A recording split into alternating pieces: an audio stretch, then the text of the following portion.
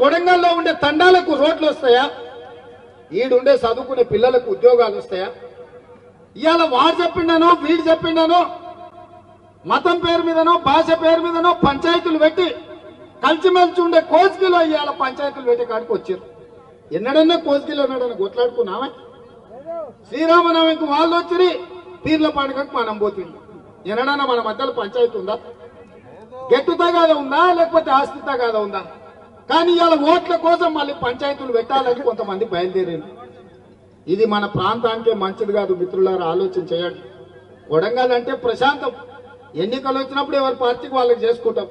ఎన్నికలు అయిపోయిన తర్వాత ఎవరి పని వాళ్ళు చేసుకుంటాం. ఎవరి దగ్గరికి ఎవరు పోయి ఎవరి మీద ఎవరు కేసులు పెట్టుకోం. ఇవాళ అక్రమ కేసులు పెట్టుకునే పరిస్థితి, జుట్లు పట్టుకొని కొట్లాడుకునే పరిస్థితి ఇవాళ కొంతమంది కల్పిస్తున్నారు.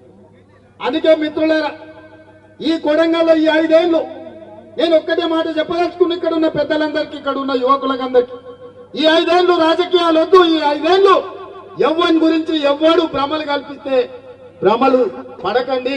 10 ఏళ్ళు ప్రధానమంత్రి ఉన్న నరేంద్ర మోడీ మళ్ళీ 3వ రోడ్డు వేస్తే చంద్రబాబు రాజు అవుతాడా? ఏమవుతాడా?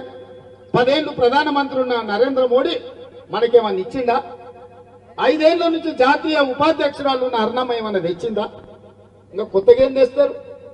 ఇవాళ మనకు అవకాశం వచ్చిన ఎంబడే 5,000 కోట్ల రూపాయలు తీసుకొచ్చి కోస్గిలో 1,00,000 మందితో సభ పెట్టి రాష్ట్రంలో ఉన్న మంత్రులందరినీ కొడంగల్కు కోస్గికి రప్పించి శిలాఫలకాలేసి ఇవాళ అభివృద్ధి పనులు చేపట్టినమా లేదా ఆలోచన చేసి ఊరూరు సందు సందు రోడ్లేసే బాధ్యత మనం తీసుకున్నాం. 3,500 ఇందిరమ్మ ఇళ్లు ఎంబడే పేదోళ్ళకి ఇచ్చడానికి ఇలా జీవో ఇచ్చినాం.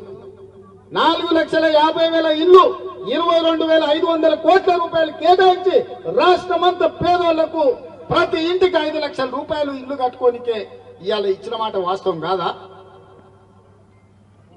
ఒక్క కొడంగల్లో నేను 40 కోట్ల రూపాయలకు సీసీ రోడ్లు ఇచ్చినాం, డబల్ రోడ్లు ఇచ్చినాం, ప్రతి తండాకు రోడ్లు ఇచ్చినాం. దాదాపుగా 700-800 కోట్ల రూపాయలు 100 రోజుల్లో కొడంగల్లో రోడ్ల కోసం ఇచ్చిన మాట వాస్తవం కదా? మళ్ళా 100 ఏళ్ళైనా ఇన్ని నిధులు ఎవడన్నది ఇస్తాడా? ఇలా కేవలం ఓడిచూరి ఎట్లనే వేసి రేవంత్ రెడ్డి పరపతి తగ్గియాలంటే కొడంగల్ మెజార్టీ తగ్గియాలి, లేకపోతే రేవంత్ రెడ్డిని దెబ్బతీయాలి, దొంగ దెబ్బ తీయాలని వెనకంగా గూడుపుటాన్ని చేస్తుంది.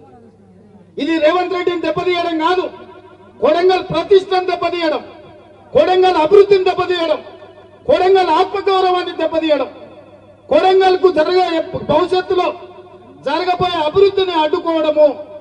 ఒకవేళ ఏదైనా తప్పిదం జరిగితే కృష్ణా వికారాబాద్ రైల్వే లైన్ రాకుండా పోతే, కొడంగల్లో వచ్చే సిమెంట్ ఫ్యాక్టరీ రాకుండా పోతే, నారాయణపేట కొడంగల్ ఎత్తిపోతల పథకం ఆగిపోతే, పాలమూరు రంగారెడ్డి ఎత్తిపోతల పథకానికి జాతీయ ప్రాజెక్టు